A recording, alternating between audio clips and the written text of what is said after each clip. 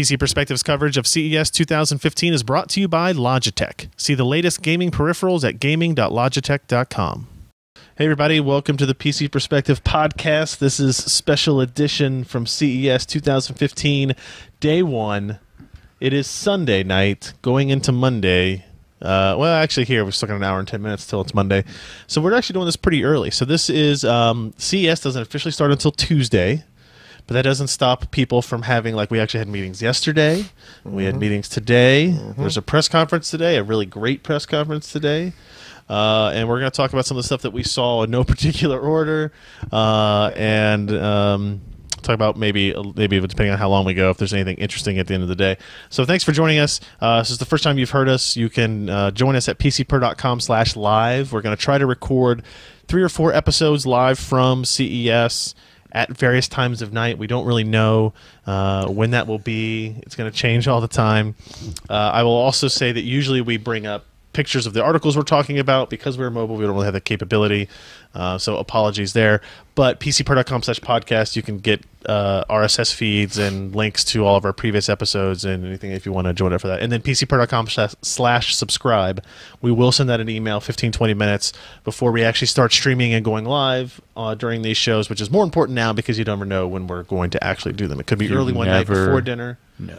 It could be after dinner. It could be at 3 in the morning as it is now. So it's nice to see that some of you guys are there. Alan was worried that nobody would show up to a podcast as late as 1:50 in the Eastern time because he goes to bed at 10. So I'm old.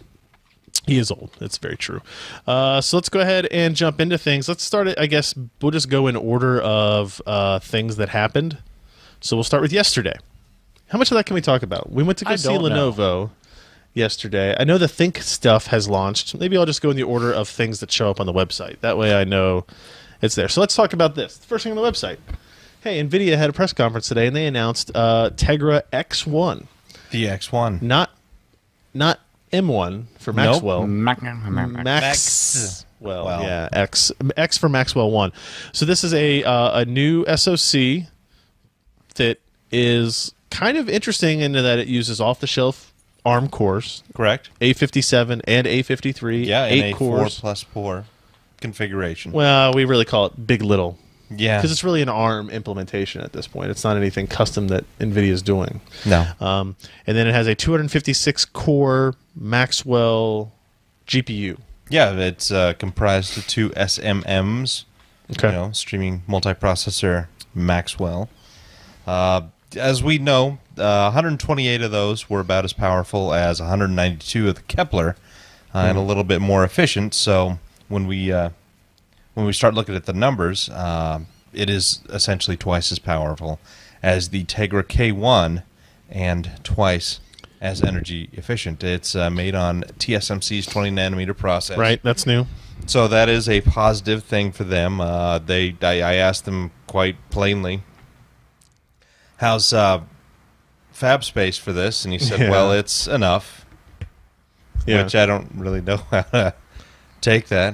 I guess they're happy with it. I don't know. But, you know, they're producing parts. We saw parts running today without a problem. They're in full production right now.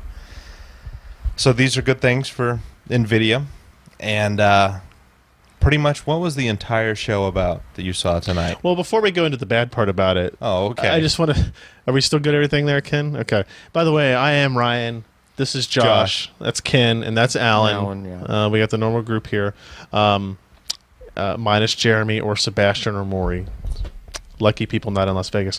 But they showed us benchmarks. They showed us GPU benchmarks. They showed us CPU benchmarks. We already had questions about, hey, how come this isn't using Denver? They said Denver is still in the plans. It's just this iteration is not using Denver. Remember the Tegra K1, the first version did not use Denver.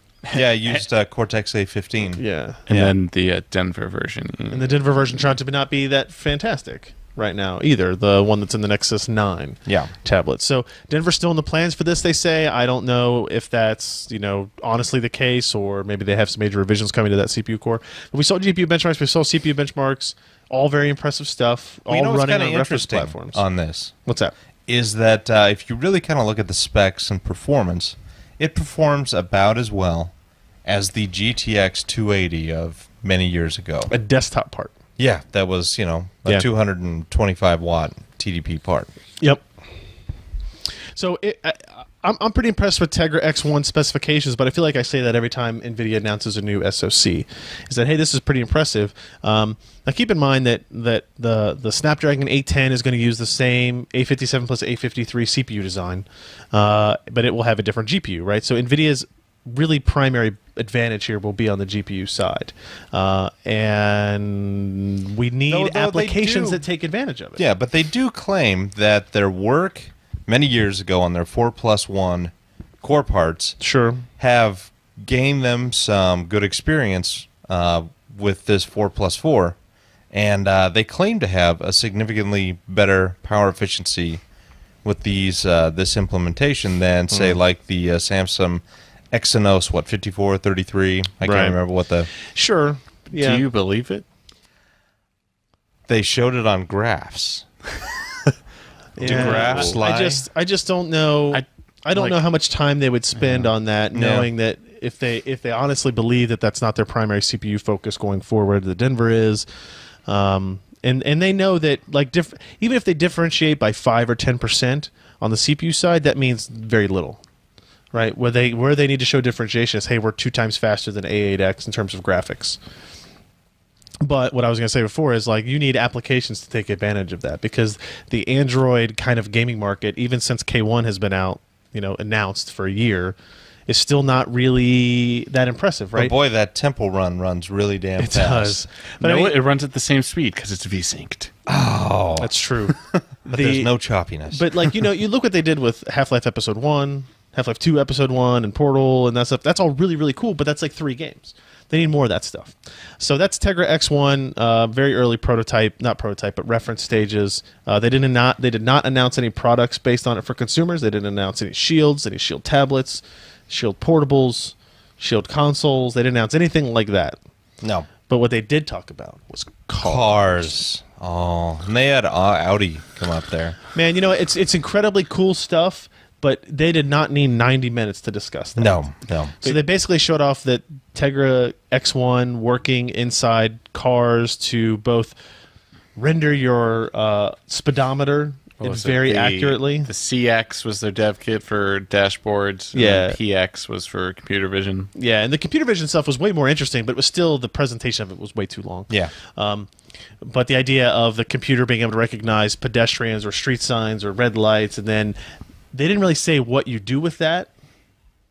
It just says that, right? But that's the thing. Well, I assume that the idea would be then you eventually work that into a system of safety precautions or self-driving cars or whatever. But they just kind of said, hey, look at all this cool stuff we can recognize through the computer vision system, and it's really neat. And then they parked a car at 5 miles an hour, automated through 4 cameras and a simulated video game. In a simulated thing, yeah. Which doesn't make any sense to me, right? If your device can park a car, then strap 4 cameras to a car and then actually park it. They just showed couldn't run the game. Yeah, but they don't want to do that in their parking garage with all the Audis and Ferraris. All the Ferraris in there. And so, they just did the simulation, and each of the GPUs were rendering to kind of the camera software. So, it's kind of interesting how they got that. So done. Josh wrote up a good story on Tegra X1. Go check that out. Let's see. Alan, you went to Storage Visions today, and you have one post here that is a part 1 of several posts you're kind of working on. This one looking at the HGST HE8, which I'm guessing is a helium drive. Yeah, there was an HE6 that was a 6 terabyte. Okay. Full of helium. Now I get it. Get way closer to your mouth with that thing. The HE8 is same kind of deal, right? Except it's 8 terabytes. Okay. Right. They announced this a little while back, but now we actually see it, on someone's desk. In this case, on the SATA I/O desk. Right? Sure. Because HGST didn't have their own booth at this thing. Okay. But SATA I/O had one on display to showing, hey, look, these are the kinds of things that are SATA devices, right? SATA capable devices. And then the Drive Savers guys, the data recovery guys, had one that was completely ripped open a few pictures down. Right. I see that. That's cool. So it was kind of cool because we actually got to take pictures of all the guts. The heads and stuff. The things that I dare not take a drive down to when we do a review because it would destroy it. Right. That seems fine. So that was kind of cool.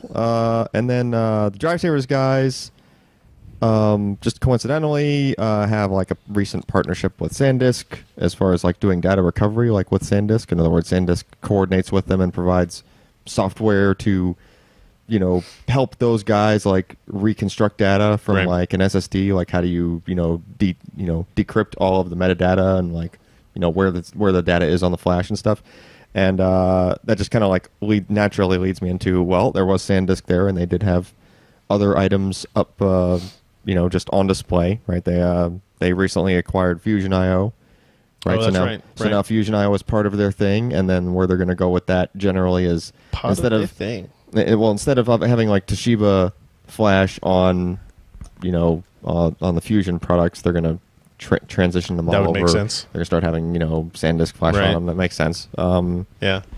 That sort of thing. They also had a 4 terabyte, 2.5-inch form factor. A Enterprise 4 terabyte, SSD. 2.5-inch SSD? Yeah, and if you scroll down a little, you can see it like flips open like a book. Oh, nice. There's just flexible ribbons in there that kind of like fold over within itself, and then it fits into not 9mm, but like the 11.5 or the whatever the so the form factor you can't use in anything.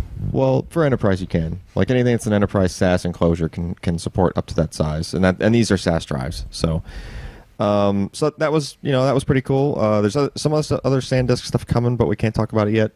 Talk about it tomorrow. Okay. And there's actually some other stuff even from other companies coming out tomorrow or later this week that we can't talk about yet from that. But there was that other thing at Storage Visions that we can talk about if you want. Sure, go ahead. That was SATA Express actually like up and running on a demo with some Western Digital prototype drives. Okay. Connected to systems. So that was pretty cool. So basically What kind of speeds we talking about? Western Digital kind of sticks with J-Micron for their SSD stuff. Yep. Like they historically have done it, right? Like the Black 2 had J-Micron in it. That kind of stuff, right? They're decent, but they're not super fast, right? So apparently there is a J-Micron controller that can talk over PCI Express. And it's not awful? It was doing around 500 meg per second on PCIe 2.0 by 2. Oh, okay. That's actually pretty damn so good. It's, I mean, you could probably pull that off with one lane of that. I mean, it's theoretically possible, right? But this was doing decent, it's kind of like SATA 6 gigabit speeds, basically. Okay. Like what you would expect from a SATA SSD, right? But here's the catch, is that SSD was incorporated into the same size daughter card, or the PCB, that's on the bottom of a 4 terabyte black hard drive. So you have a 4 terabyte black hard drive with what looks like almost a regular SATA connector, except it's actually a SATA Express connector, so there's some extra pins in there, right? And you use a SATA Express cable, and the SATA portion, the hard disk portion, just communicates over SATA with the system, just as if it was normally connected like a regular hard drive. But at the same time, you have a PCIe 2.0 by 2 SSD also connected, all from the same package with one common cable. And is it up to Windows to... It is 2 independent devices. It shows up as 2 independent devices. It is no different, like the Black 2 did. It's no different than as if you had like an M.2 SSD and a Western Digital black hard drive. But it's also like the 2.5-inch drive they had before, right? No, that actually... That showed up as 2 different devices. No, it combined them into one logical... Yeah, the Black 2 showed up as an SSD only when you first configured it, and then once you installed their software, credit driver. It just appended it, right? So this is independent devices, and so they showed it in 2 different flavors. They had one that was just like, look, the system on the left there is just like, that's the only device connected. You have your OS on the SSD, you have mass storage on the hard drive, right? But then the system on the right, they went for like more of maybe a kind of a power user thing, where they were trying to do RAIDs, but you can't RAID PCIe SSDs like and boot from them. Right. Like that's not a thing, not yet, right? So they actually had the system on the right, even though you see 2 of those devices in there. It was booting. People in the hallway might be trying to break in, but continue. Yeah, that's fine. They can try. It was booting off of. Not. It was booting off of some. It's the cleaning lady. She's trying to get yeah, time for her podcast. Yeah. So they were booting off of some third drive connected just to regular SATA in that. But then once they were in Windows, they were using Windows RAID to RAID together not only the 2 hard disks like the platter disks, but also the two the two PCIe SSDs that were on them as well. So you actually had two RAIDs running from just 2 devices. Oh, I see. Right? Because it's showing it was 4 independent devices. Because it's actually 4 independent devices as far as Windows understands, right? And that RAID they were able to get from the SSD portion, they were able to get over 1 gigabyte per second out of that, which is good, right? That's cool. 500 meg per second times 2, basically. There's a lot of kind of like... Why do I care? That's kind of... a desktop form factor. I could just use the M.2 slot on my motherboard, or I can just You're right. put in an SSD. Put in a real SSD. I don't really see the real power SSD. user... Like, that system on the right... Or 2.5 would be awesome, but that... Like 2.5 And you can do this in 2.5. But no laptops have SATA Express. It's true, but it wouldn't be that hard to add it if the laptop had a 2.5-inch bay, right? You're just connecting different wires, basically, right? So that's possible. That could be a thing. You could have what the Black 2 should have been, probably, right? Yeah. An SSD independent from the hard drive, and you could talk to both at the same time with no penalty, right? Like that's how it should be, you would think, right? So I really envision the system on the left like an OEM kind of a thing. Like you could have Dell or someone making... Yeah, I guess. You only put one 3.5-inch drive in there and you have your mass storage and your SSD covered. One device, one cable, right? One single point of failure. Well... All right, we're done talking about this, aren't we? Yeah. Yeah. I mean, I think electrically they're completely independent. So... Except they share the same power connector. True. So they're not electrically independent But at all. like signal-wise and controller-wise, and there is no... Yeah. There's no common thing splitting them, right? Yeah. It's just... Yeah. Yeah. That's still cool as an idea, It's cool. I'm not really sure how it's going to catch on, like if I really see it Wait a catching minute. on, because now you have M.2 really catching on motherboards and stuff, right? Who is Ryan Shroud _ in the chat that just replied not much, because it's not me. I guess I should kick. Great. Nah, they're not doing anything stupid. Whatever. Okay. Well, no, they actually, yeah. Fine, whatever. Change your name or never mind. Or Too don't late. be... change your name or don't be eventually. stupid. Too late. Anyway, so yeah, that's So that's that. there was that. I'm gonna take a quick break here and make sure we thank, because we didn't do it. We haven't done anything. Is Logitech for sponsoring us to be able to actually come out to CES, and for all you people to be able to come as well. Well, you're lucky enough to come to CES. Gaming with Logitech. Hey, I don't know. We had an awful nice dinner last night. We did. We did. It's quite nice. Yeah, but I paid for that. Yeah. Yeah, I'm still pretty thankful for it. Oh, okay. Well, you're welcome. Yeah. You're welcome. Let's see what else happened. We went to see Lenovo. We saw a lot of stuff. Some of the stuff we can't talk about until tomorrow. Real quick, they have these stackable accessories that are kind of interesting. It's like a Bluetooth speaker and a Wi-Fi hotspot and portable storage and a battery pack that can all stack together and be magnetized.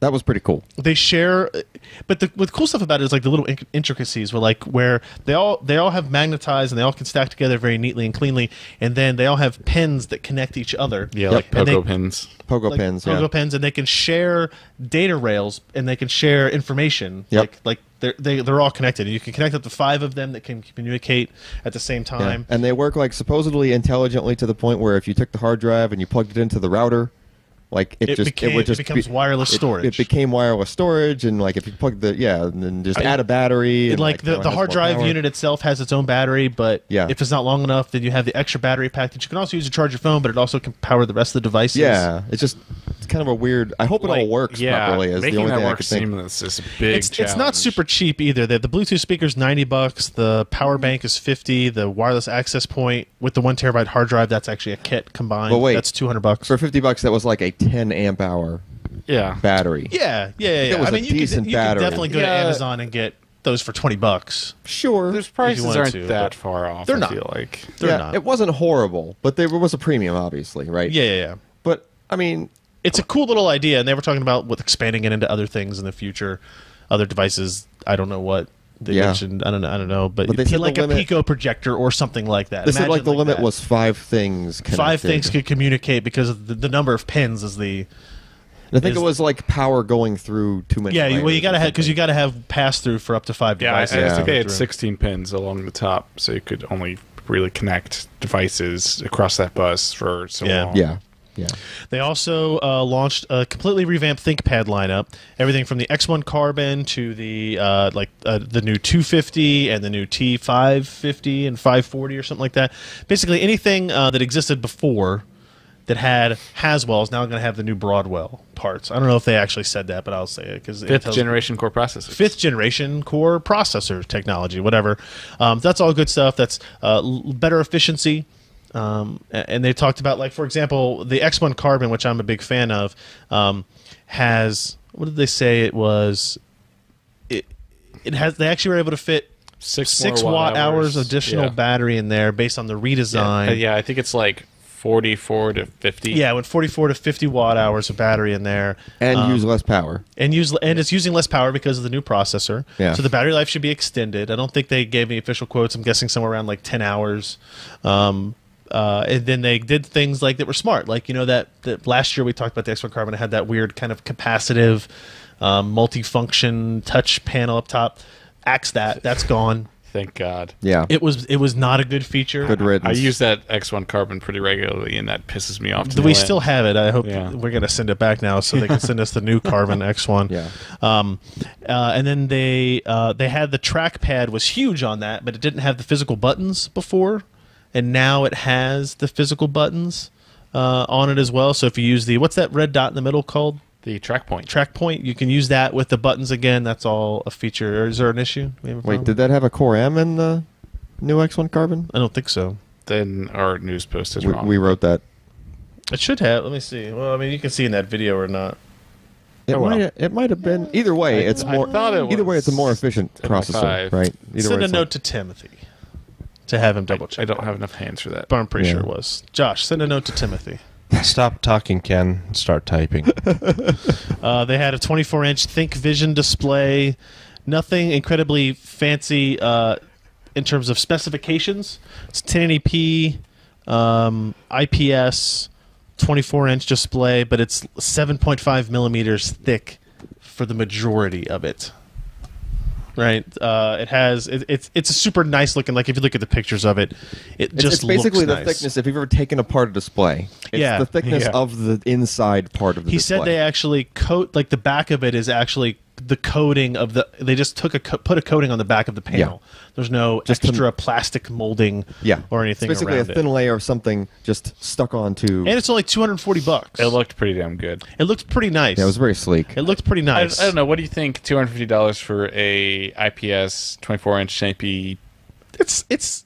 You're paying a little much LED more, backlit panel. You're the kind of the monitor price guy, Josh. Okay, now what was the stats? 24-inch 1080p IPS LED backlit panel. Yeah. Like for how much? $250. $250. That's a little high. Because it's really damn thin. Usually it's the 1920 by 1200 workstation monitors around $250 now. Okay. It was super thin and like kind of pretty. I mean, I don't see like the design was very like, you know, they had a really nice base, like really sleek looking and stuff like that. And there's virtually no bezel on the sides and the top. Yeah. There's a couple, like inch and a half, 2 inches on the bottom. It was basically like here's the display part itself. What's the minimum amount of stuff we can attach to this to make it work, right? Is basically what they did. They're talking how they worked with the panel maker to build components inside the empty space in the panel to help shrink down. Yeah. It was pretty cool. I mean, it was, you know, it's a nice looking display. It looked good on a I noticed that they didn't show any like 4K stuff. They had a 4K one last year. Yeah, that they didn't. They seemed to yeah, that's true. There was no. They had like the 4K Android powered thing in there. I mean, as a company like Lenovo, right? They go through a lot of those cycles as well. So let's see. Oh, MSI had some pretty cool stuff. Yeah, a lot of cool stuff. They had a lot of cool stuff. So we'll start with this. They had they're releasing a motherboard called the X99. Hold on, X99A Gaming 9 ACK. You just want to say ACK. I do want to say like ACK. Bill the Cat. ACK. So it's a new X99 motherboard. Which, you know, I think it has like an updated... No, I think it had the same streaming engine as some of the other one, which is like an AverMedia chip. Yeah, H.264 encoder on the board, so you can offload if you're doing XSplit type streaming of your games. But maybe, well, definitely more interesting is that this motherboard had USB 3.1 integrated on it. It had 2 ports of USB 3.1, which is actually a upgrade, doubling of speed up to 10 gigabits per second instead of 5 gigabit per second. And they had a demo of it running. They had 2 Intel SSD 730 series SSDs. That's what they claimed. We never saw them behind the box. I think I said SSD. Well, it had the Speed Demon sticker on it. Well, they've been using that for a while. And it was like a prototype thing that they didn't want us showing or really talking about, like the board, because it's got a USB 3.1 controller on it that does a RAID, and it, that's Sure. Those are very, very early. They don't even really expect accessories using 3.1 to be available until like the Computex June timeframe. Right. But just like when 3.0 came out, you had to have some way to demonstrate it. So that's what they were doing here. And they had Crystal Disk Mark results of up to 694 megabytes per second. Right. And this was 676 read, but I think I saw like 690 read on the previous run as well. That's up there. I mean, So that's like, and if we compare that, like our fastest USB 3 tests were like in the 460, 470 megabytes per second. yeah, but that was that wasn't a RAID. That was a single SATA device bridged But I mean, what's over. the theoretical max at 5 gigabits? That's right there. Right, 5 like gigabits. Well, 5 wait, gigabits. 5 or 10? Was well, it 10? USB 3.0 is 5 gigabits. Yeah. So if you take 50 and divide it by 8, you're at 4. Yeah, if you take a little bit away for the overhead for like, error correction and stuff like that. 450, 460 is pretty much pegging that, right? Basically, yeah. So this is, first generation chip, first generation software, first generation controller. Beta and chip, getting essentially. Getting almost 700 meg- megs per second. Yeah, that's on 2 SSDs in RAID over USB. Interesting true, more but- that the rate was higher. But in the future, like you could have either a native controller or something, bridging PCIe over to that, or something like that, like M.2. Well, eventually, crossed over. Intel's chipset will have that on there. Well, you're not. No, I mean you're not like gonna a have device- a native controller because it's still. I'm not talking about the motherboard side. I'm talking about like UASP is devices. still as good as you're going to get. Right. You're talking about a controller off for the SSD that runs on what USB? I'm saying is you could have things that you plug in that would use that higher bandwidth and the 10 gigabit link. Yeah. And actually see that not in something with a big concoction with a RAID of SSDs. Like Oh, it might all sure, fit sure. in one Yeah. small package is my point, Yeah, This right? is only the beginning, yeah. of course. Yeah, right. But just the fact that it's like, here's the interface actually doing it, that's cool. They also had another board, the Z97A Gaming 6, which is the Gaming 6 is a new series, I guess you would consider it, that had Weren't they just 3, 5, and 7 and 9? correct. No, just 579. 5, 7, 9. Okay. I think it's just 579. I don't know. This motherboard model numbers are hard to deal Yeah, with. but now it's an even number. It means something. Odd number. Ooh. So this one had a USB 3.1 connection, but Type C, Yeah. which is like blood type. But this is the connection. It's a very, very small connection.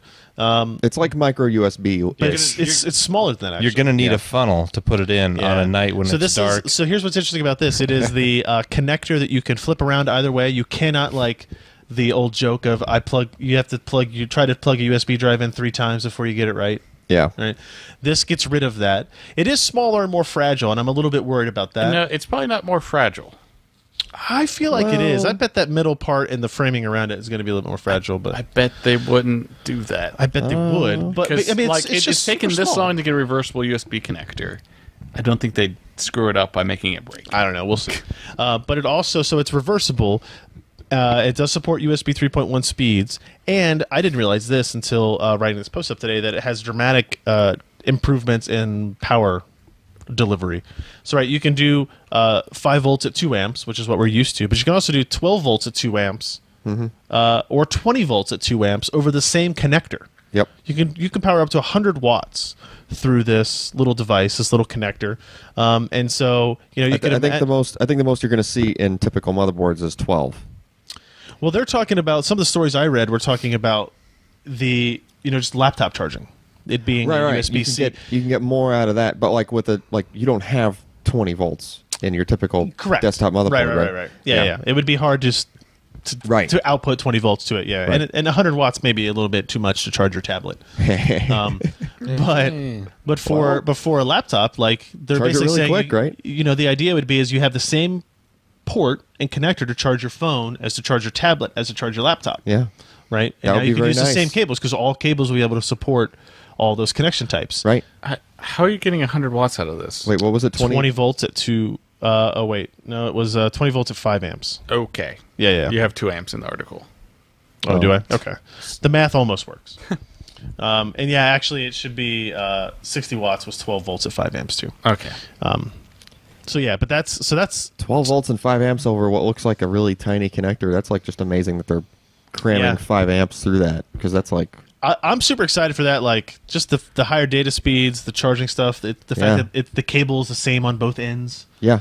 You know, you don't have to worry about Yeah. any of that. Crap. Will the cable get hot, Josh? Do you have to touch the cable to see if it gets hot? I just touched the cable, Then your whole and that's hot. USB to go thing won't even be a thing. Like Yeah. it'll just be everything will be USB to go for Android. One day in this Like, magical future of USB 3.1, I know, right? Type C. Yeah. MSI had other cool stuff. The GS30 Shadow notebook with docking station.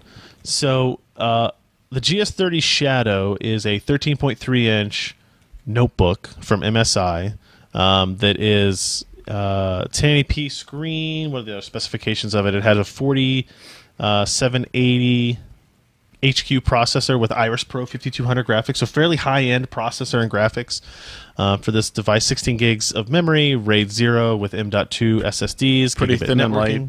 Fairly thin and light. I imagine it's going to have fairly short battery life in like the 3 to 4 hour range because there didn't like there's a lot of room in there for battery.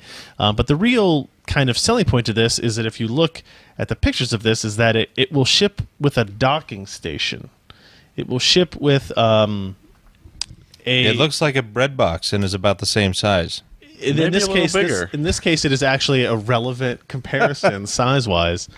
So it's a black box. It's maybe like a foot by 6 by 6, and inside of it is a 450 watt power supply that comes pre-installed, and then you add a discrete graphics card.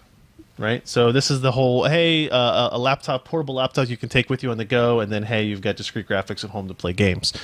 The dock also has a speaker on the front. It has 4 USB 3.0 ports. It has audio connections. It has internal space for a hard drive, a 3.5-inch hard drive.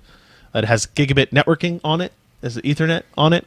And how does it get all that data? How could it possibly have access to all this? Thunderbolt. Oh, close. No. USB 3.1. Close again. It actually uses a by16 PCI Express 3.0 slot. How is this not Thunderbolt? On I'm the just back, thinking about this. on the back of the motherboard. Well, It's- by16 PCI 3 is 16 way is higher way- than 10 gigabits. Yeah. Way higher than 10 well, gigabits. Thunderbolt's 20 now, But but it's still way higher than that. you don't need all that.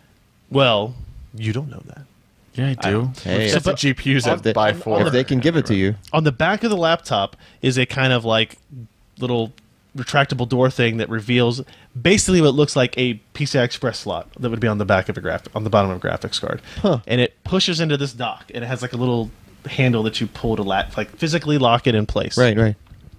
And then you just turn it on. And it just extends the PCIe bus out. It is a to the- PCI Express bus out, and you have to turn the system off to plug it in. You have to put it turn it off to unplug it. It's not a hot swappable type thing. It's a modern spin on the old dock connector. But they had a full-size GTX 980 in this, yeah. right? Playing Far Cry 4 at maximum settings at 1080p or whatever it was.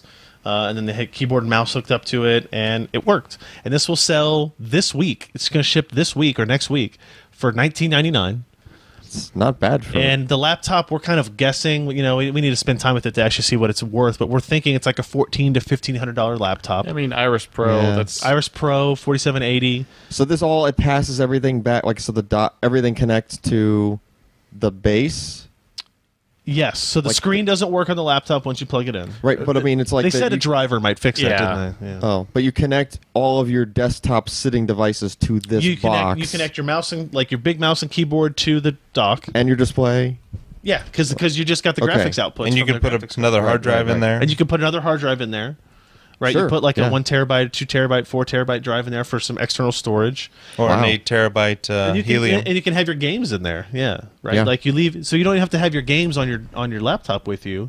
Right. You keep your games on that drive. You could obviously put an SSD in there if you Sure, wanted. sure. And I think it's a really cool idea. I think it's a little bit big. It's a little bit clunky. Yeah. well, like give me the 250 watt version. That's just the GPU enclosure, and make it maybe like a power brick, so I could just like have it sitting on my desk. Like but this also has speakers Yeah, it does. Speakers? But I mean, I have those sitting on my desk where I'd plug it into a monitor. yeah, the speaker's kind of not necessary. Everything else is fine. The Like the audio 3.5-inch hard drive is connections, kind of Ethernet. strange. I like the idea of having the Ethernet connection and the dock. Well, I think the hard drive makes port sense in replicator that there. you've got a 256 gig SSD on the laptop. But, you know, Are these kind of beefy speakers? You guys witnessed it. no, They they're. didn't turn them on. They're Oh. integrated. I'm only worried because Speakers, it's they're not- generally they're not bad gonna practice to put they're not speakers in a thing with a hard drive in it. They're not. I mean, they're not going to be. It's not going to be Okay. super Probably- powerful stuff. Yeah, And kind of like 15 every speakers. notebook Oh, all right. you've ever so seen. tinny speakers. Yeah. Then. Yeah, that's fine. You know, the one thing that gets me is like, I guess you could still have this like further away on the desk, but it's not something you could set on the ground, right, like on the floor. Because basically, I was trying to think of when we You get the could. noise of the GPU away from the gaming experience. I mean, why right? couldn't you? I mean, I guess you could. You can it'd just be like having a desktop on the Yeah, floor. You can run I your guess. DVS And then your cable cat down. It will just make- feels weird having something that's more fragile, like a laptop, kind of just. Oh yeah, I sitting think it's a there. bad idea to have it on the floor, but Yeah. you could have it on Yeah, the because floor. the heat coming off the GPU and the power supply, your cat's going to make love to it. That's true. It did get hot on the bottom of the device while they were gaming on it, because it is using the processor right on the laptop, the 4780. It's a quad-core, hyper-threaded, fairly high-end processor. It is Haswell. It's not Broadwell, so there's something there. But this is a competitor to the Alienware. What do they call that? The gaming amplifier. Yeah. Right. And that one is essentially the same thing. It's a box, but you don't physically dock it. You're using a cable, but that cable is only running at PCIe 2x4. Yeah. I think is what it is. I really think is enough bandwidth for this case. I mean, so if you're doing storage and gigabit, and you've got USB 3 devices attached, and you're gaming, I there's just want the GPU though.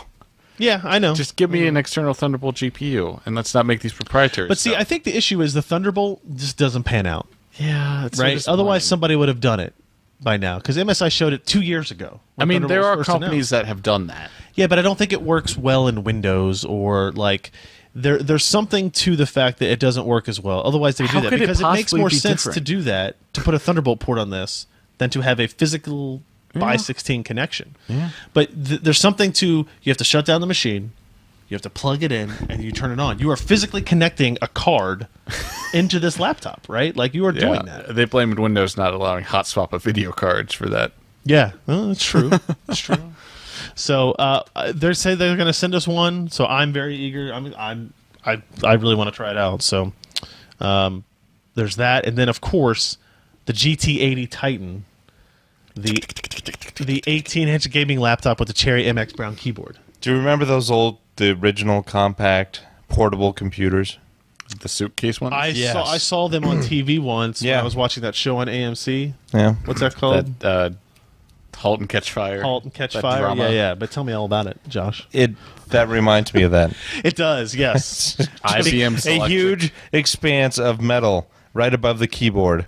So we talked about this a couple of months ago when they announced it, and it's just a giant 18-inch gaming laptop that has a full travel Cherry MX keyboard on there with arrow keys and all that, and then and to the right it has the trackpad that is convertible into a touch number pad, and it's actually a pretty cool system.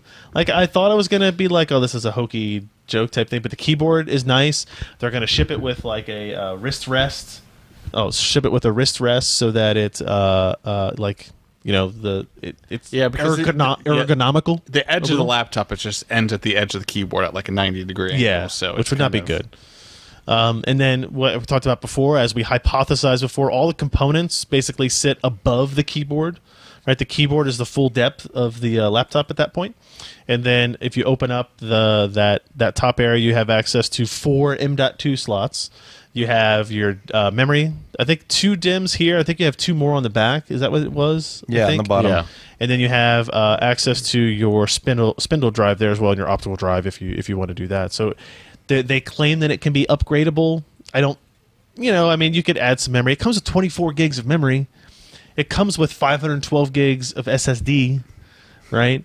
It has a 4980, 4970 processor. I forget what Well, when you're spending, it's $3,200 starting. I would hope so.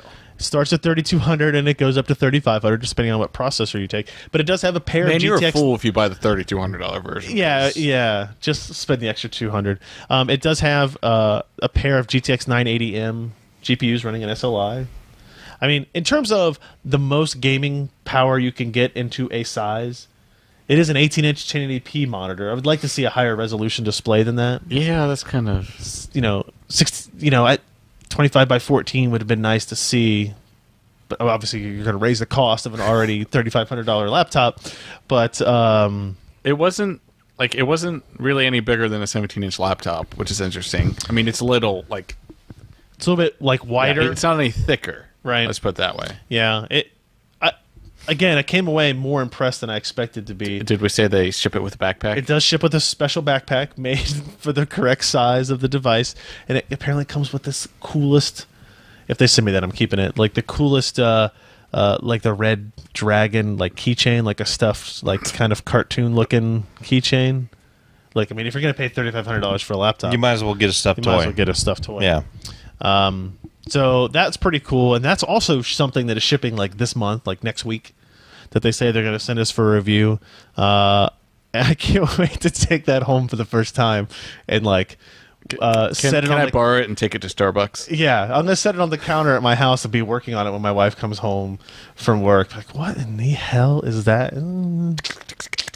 It actually wasn't that loud. It wasn't. It was. The Browns. Yeah. But and then the last thing I'll mention here is they did have the 970 gaming 100ME card, which is basically the same. It's the same exact cooler as their GTX 970 gaming 4G. Only this one is green and has a backplate. It has a backplate, and the 100ME is celebrating the 100 millionth GeForce GPU that MSI has shipped. It's a lot of GeForce GPUs. Yes, it is. They've been doing this for a while now. Yeah, no joke. But that's really all that's different. It is a really limited awesome edition. Color scheme. I just wish Gigabyte still made green and black motherboards, or anybody made That's green true. and black motherboards. Yeah, because I mean, I guess you get like a blacked out one. They It'd got look cool. flack for doing the red and black graphics cards with NVIDIA GPUs, but that's because their NVIDIA or their MSI gaming branding was black and red. It's really cool branding though. But I do like it. The green is pretty nice. It's I don't think it's spot on NVIDIA green, but it's pretty close. It's pretty close. Oh yeah, we didn't see this, but we can talk about it. Acer announced a 27-inch IPS G-Sync monitor running at 144 hertz. 1440p. Yeah, 2560 by 1440.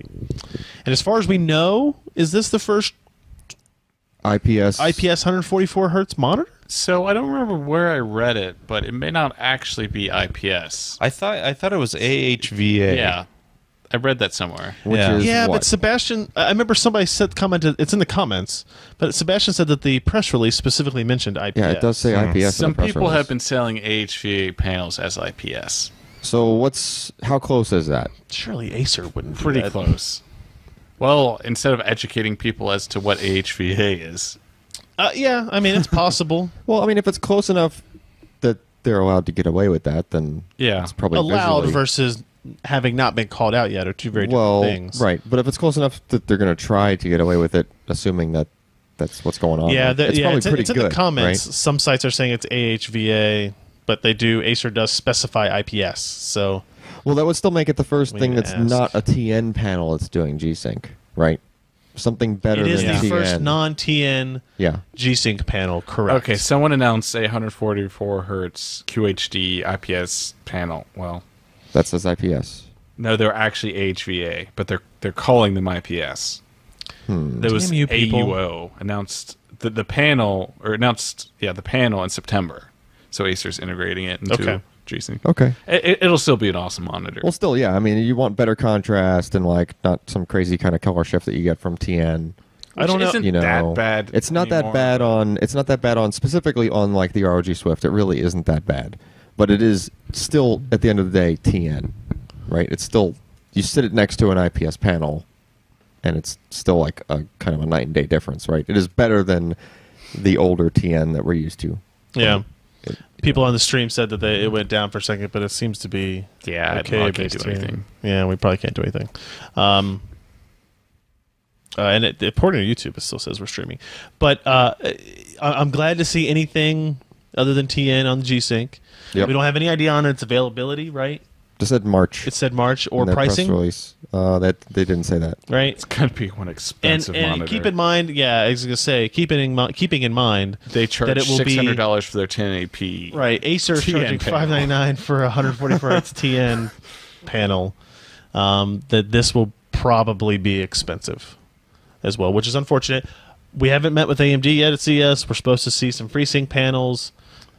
Again, we're hoping this will put pressure on NVIDIA and its partners to do something about that. But everything else being equal, I'm still pretty excited to see this monitor in person. Hopefully, we'll be able to actually see that it. in the NVIDIA booth. No, That- we didn't show that tonight, did they? No, they didn't show that. Of course, they didn't show Yeah. that. They were talking about cars. Yeah, G-Sync what? cars. Think about it. Now we spent 90 minutes learning about object recognition, Deep neural network. deep neural networking, image recognition, object recognition, and instead they could have been showing us sweet G-Sync 144 hertz panels, and not TN. So, And not prematurely putting me to sleep. So well, that I'm I mean, just not is it even really woke up here. premature if it's that late? I mean, they do have their press conference at 8:00. I think that's pretty much it. I'm going to scroll through here. There's nothing else I really feel like talking about, either from CES or not CES. I'm pretty sure that was all of it. Yeah, okay, yep. I just met the next podcast post as I scroll down the page. So that's pretty much it. Check out pcper.com/CES. That will be the short URL you can go to access all of our CES posts from this week. YouTube.com/PCPro. YouTube.com/PCPer. We're posting tons of videos 9 there. videos and counting. We're already up to 9 videos on there from the first day and a half. And like I said, hopefully, I think some people in the chat are saying our stream is back up. So I think it did way better than I expected it to be. Yeah, it lasted For a the good first day? 45 minutes. Yeah, so that's a good sign, and we'll try this again tomorrow. Again, go to pcper.com/subscribe and fill out your name and email address there. That's all we use it for, is to email people about when we're going to go live. And we have several more podcasts to do here that we don't know what time we're going to start, so don't listen to the scheduling on the site. It's just more placeholders to say, hey, we are going to do one. But if you want to be notified when we do, either follow me on Twitter or go to that URL there. And we do have, wink wink, some things coming up in January for live streams as well. Ken just winked at me. It's pretty hot. I'm not going to preview tomorrow because I don't feel like looking at the schedule. I think it's like Asus and Qualcomm and Samsung and Stuff. stuff. Yeah, there's a lot of stuff going on. Johnny Shee. That's right. Yeah, we're going to hear from Asus. So I'm super excited about it. So I really appreciate you guys joining us, and those of you who hung out live. Thanks. Sorry for any of the hiccups here. And I guess that's it. Bye, guys. Good night. Good night. Good night.